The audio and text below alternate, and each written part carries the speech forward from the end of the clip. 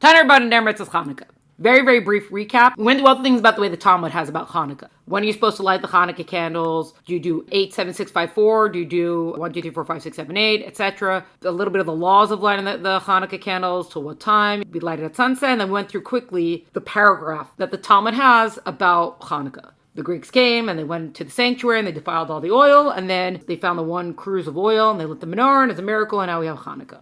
The short summation. Then we had a bunch of questions for it. One, we were trying to figure out Hanukkah and the Bulls of Sukkot, which is, why do we not do 8, 7, 6, 5, 4, 3, 2, 1? That was the reason given for going in that order, because the Bulls of Sukkot goes down, etc. Then we asked the question about, if we're lighting menorah to celebrate the menorah of the Beis HaMikdash, the miracle, why do we have 8 lamps instead of 7, which is what the menorah in the Beis HaMikdash had? Trying to figure out the connection between Hanukkah lights and the Bulls of Sukkot. Not just the order of things, but also it's not the same service. If you're going to say, oh, the reason why we do 8, 7, 6, 5, 4, 3, 2, 1, it would connect to, why are you talking about sacrifices? And then the other thing is, why is the menorah lit at sunset when the Beis HaMikdash was kindled late afternoon?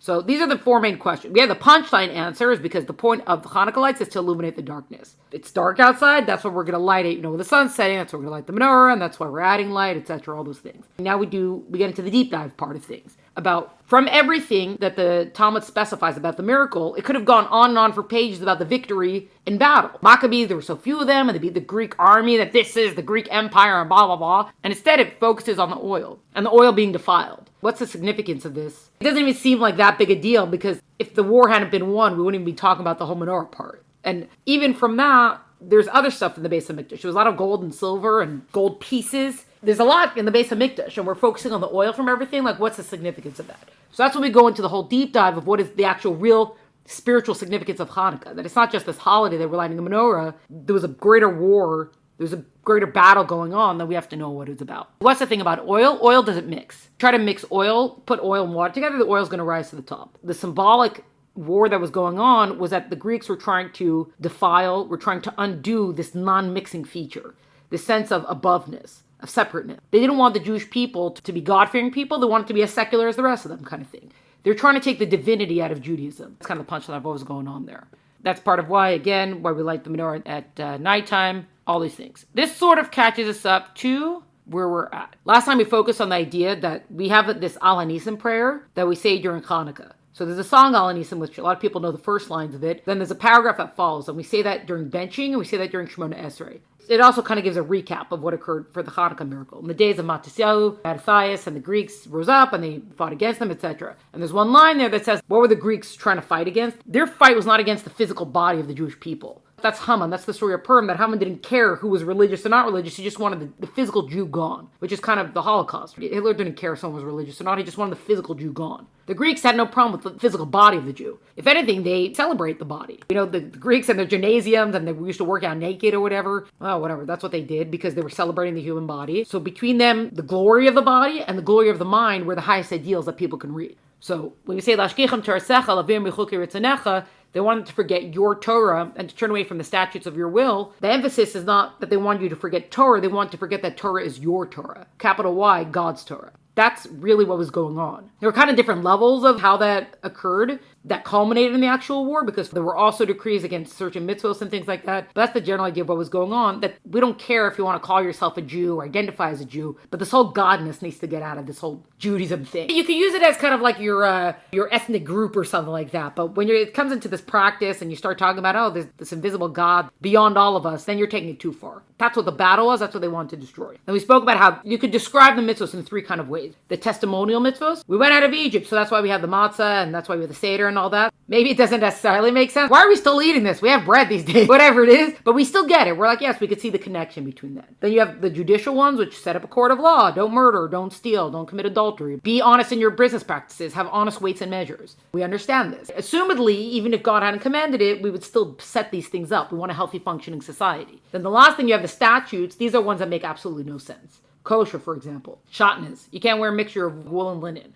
The Kohen Gadol had a mixture of wool and linen in his clothing, the high priest, but that was an exception. So it's not like, oh, don't do it because he did it and it's only for him. It's just you're not allowed to do it. By the way, but his clothing will have it. So it makes no sense. The red heifer, the ritual of it, it's used to make people pure, but the people who make it become impure from making it. It makes no sense. On a basic level, we say, the Greeks had a problem with the laws that make no sense. Look, all these other stuff is great, And the Torah's got some great stories in it. And there's some nice poetry. You have the Song of Songs, and these Psalms are so beautiful. Fine, you can study that all you want. But these ones that don't make sense, like, no. Get them out. Get kosher has got to go. Shanis has got to go. All this stuff has got to go. Also because the Greeks were wearing clothing. So I don't know why they had a problem with wool. So basically we said, that's got to go. It's your Torah and your will. Take God, this thing of like, we submit ourselves to God. Get it out of here. That's one level to say the Greeks were that. But a deeper level is that they wanted to get rid of all of it. Even the mitzvos that were the testimonial mitzvos and the judicial mitzvos, they just the mishpatim, they wanted to get rid of those too. Their problem that they had is that the Jewish people were fulfilling these mitzvos specifically because God said so. And they're like, yeah, but it also makes sense. And they were like, yeah, but it doesn't matter if it makes sense or not. That's not why we're doing it. We're doing it because God said so. Why are you giving tzedakah? Well, it's so nice to help the needy, the poor, all these explanations that we could give to it. But that's not why we give tzedakah. We give tzedakah because God said so. Honor your parents. Why should you honor your parents? Your parents brought you into the world. They raised you. They take care of you. Generation before you. We should revere them and da-da-da. No, that's not why. We honor our parents because God said so. That right there, that's what the Greeks had the problem with. This whole part that we're in now is actually going to do a deep dive about that specifically. Doing things because God said so, whether or not they make sense. Now, there's two ways that we could look about the fulfillment of the mitzvahs. It's kind of like two levels of it. And these two levels are specific within doing things because God said so. So we have our first level is the service of a servant to his master, fulfilling Torah mitzvahs. And we have that. This is actually from Tanya. This is from chapter 41. So we'll see kind of the text of it. Chapter 41, if you remember, when we did like the deep dive into fear, or the later chapters about fear and love, that's where chapter 41 comes in. So a Jew should remind himself that the whole purpose and intent of creation in regard to God's sovereignty is that God became king over him in particular. Part of having fear of God is the constant presence of a king over us. And when we say that the world was created for my sake, it's not just like, God set the whole world up for me so that I could achieve and do whatever. It's God specifically chose you to be king over you. The whole thing about how God left the angels and the higher worlds, and he's like, not you, my kingship is going to be in display down here in this lower world. King over you, and you. And he, for his part, accepts his kingship upon himself, that he be king over him, to serve him, to do his will, and all kinds of servants' work. The mindset, which is, because fear is the cornerstone of divine service, specifically service. Why are we doing the mitzvahs? Why are we doing things? Because God is king over me, and servant to master, the servant does whatever the master asks. That's how it goes. Therefore,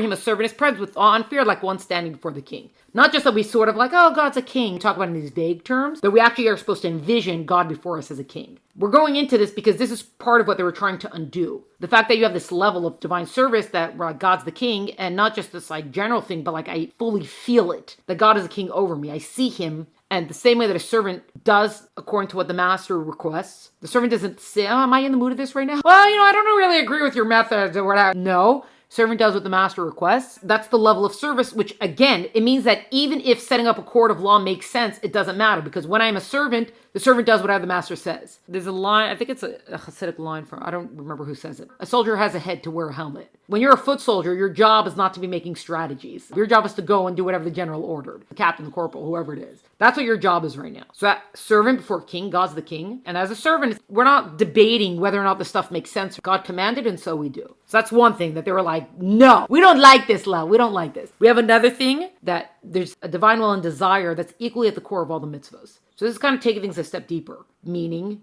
the mitzvahs is what God desires. It's what God wants. That's the expression of God's will. That's why we do a mitzvah. God says, I want the world to be a home for me. How do we make that happen? Through Torah mitzvahs. This goes to like chapter 5 of Tanya. Halacha is all about the reasoning behind the mitzvah, so that we could figure out how you're supposed to implement the mitzvah. God says, give tzedakah. So what does that mean? If I give someone a shoe, is that tzedakah? If I give someone $1, is that tzedakah? Yes and yes. The will means that I have a desire for this to be fulfilled. That's why it becomes my will, is because I have a desire for it. So there is a divine will that's equally at the core of all the mitzvahs. Whether mitzvah seems to be big or small, at its core, each one of these is what God wants. So the desire is equal within all of them. It's not like God said, I really like, I love Shabbos. I only love it 50%. It's only like a halfsies what I want.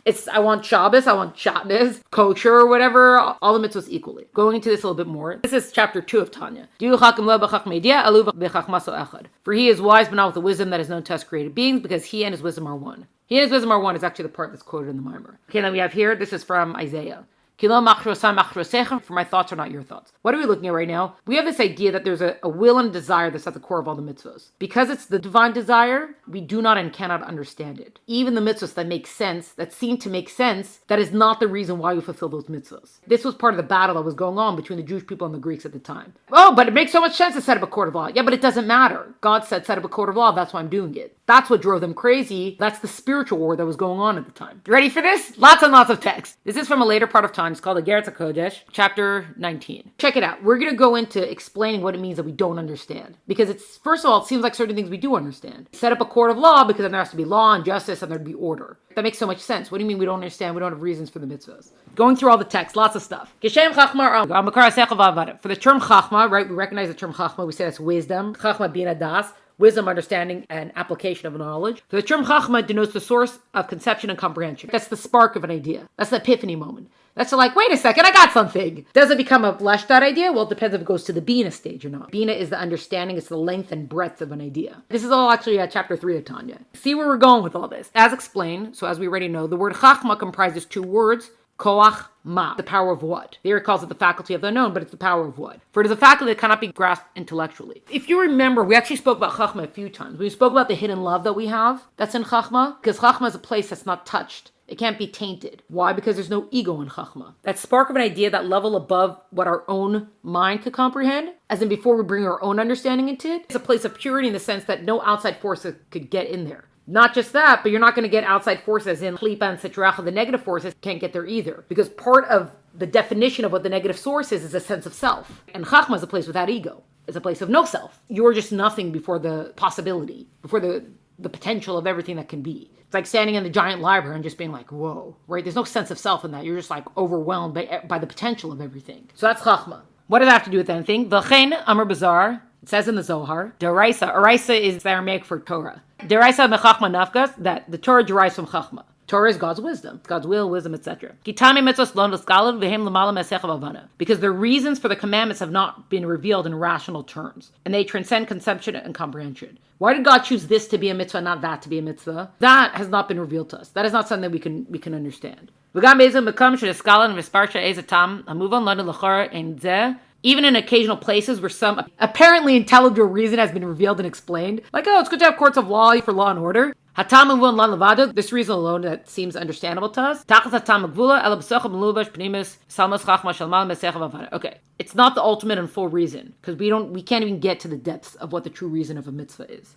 Rather, within is vested the innermost core and mystic principle of chachma that transcends comprehension and understanding. The reason for mitzvah comes from chachma, which is already above comprehension. It's that initial spark. But we're talking about God's chachma, way beyond all of us. It's like if you've ever met someone who's just, you think that they're such a genius, or maybe you haven't even met them. You know someone is such a genius, and you're like, where do they come up with these ideas from, right? It's so beyond you. It's just, and now we're talking about God, and that's like way beyond everything. How did Einstein figure out the theory of relativity? How did he get there? So now think of the one who created Einstein. Smarter than Einstein, if you can believe it. Way beyond. So, going into this a little bit further. The Rebbe explained, while the Alter Rebbe makes the point, so now that the Rebbe is giving commentary on what the Alter Rebbe wrote in Tanya. Even when we have some intelligible reason for mitzvah, it's not tach satam, it's not the ultimate reason. As in like the end reason for the mitzvah. Anything that it seems to sort of explain to us, even that, it's not it. We're almost just being given like a little something for us to process our little finite human minds around, but that's not even a fraction of what the truth of the mitzvah is. Not only is the mitzvah unexplained in some measure, there's some part of the mitzvah that's not explained, but even the reason itself is not fully explained.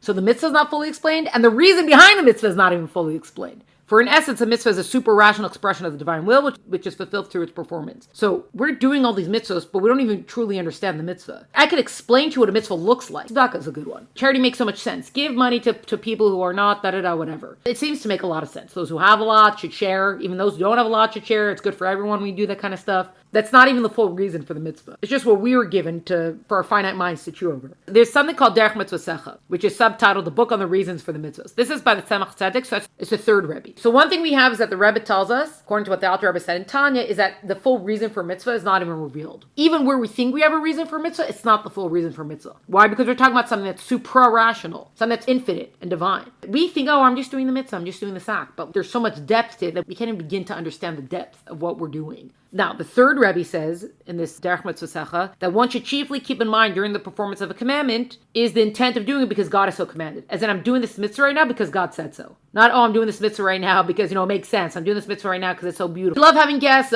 people all the time, in and out, no problem. Like, they're always changing the linen. They're just turning the linen over for the next person to come through. Or the table is always set for somebody. Doing Achanas Asarchim because I love it so much. That's not why I do Achanas Asarchim, because God said so. Happens to be that it's great to build community. Happens to be it's great to have all the friends over, etc. But that's not the reason why I'm doing it. Really, the reason is just beyond my own comprehension. So it's because God said so. The fact that we may not understand why God desired this particular action is immaterial. Why did God want us to have guests in our home? Why did God not want us to wear shatnez? Don't know. He created wool, he created linen. Why can't they go together? What does he care? Seriously. Even more, whatever modest insight we may have about the purpose of the mitzvahs is not even a glimmer of their true intent. A finite drop in an infinite ocean, that's what we've got. For no human being as he is within a corporal body can possibly comprehend the infinite domain of spirituality. Not only that, it's not just because we're physical beings in a physical world we can't understand spirituality. Even Moshe Rabbeinu, who has experienced more than 3,000 years of constant elevation in Gan Eden, advances constantly in his understanding of the rationale underlying the mitzvahs. So Moses, who is the giver of the Torah, he heard the Torah straight from God, and he learned it straight from God. And after all this time in the Garden of Eden, where he's just learning and studying and basking in divine presence, he's not even close. How does he still have anything left to learn? How? Well, because we're in infinity. A mitzvah defies limitation. The extent of its inner core content is endless.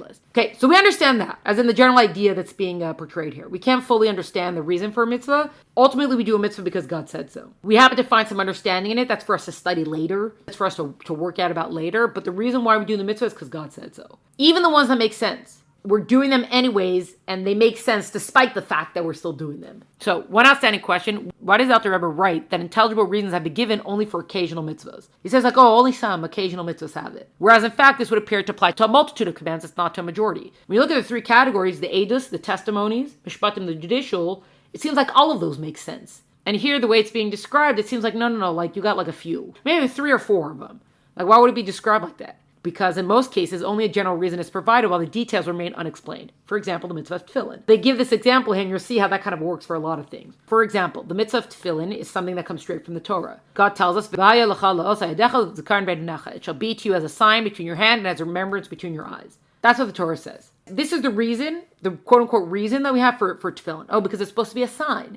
We have to have a sign and a remembrance. What are remembering? That God took us out of Egypt, etc., etc. He gives the Torah, all that kind of stuff. Everything that we just learned now is like, this is just a general reason. What do you mean it's only a general reason? Well, for example, the sages look at this and like, well, what is that supposed to mean? What do you mean it should be a sign on your hand and between your eyes? Why can't I put a tattoo on my arm and a tattoo between my eyes? That's a sign. That's a remembrance. I don't put rhinestones. We can make ourselves nice little designs here. Who said anything about boxes with scrolls and whatever? But the rabbis, they go back and forth. The oral Torah tells us that what it looks like is tefillin. The box on the head, the box on the arm, and it has straps on it, and there's Torah passages written inside. The Shema is written on it. You have the part that remembers the exodus from Egypt is written on it. This is what's written on it. This is the sign. Fine.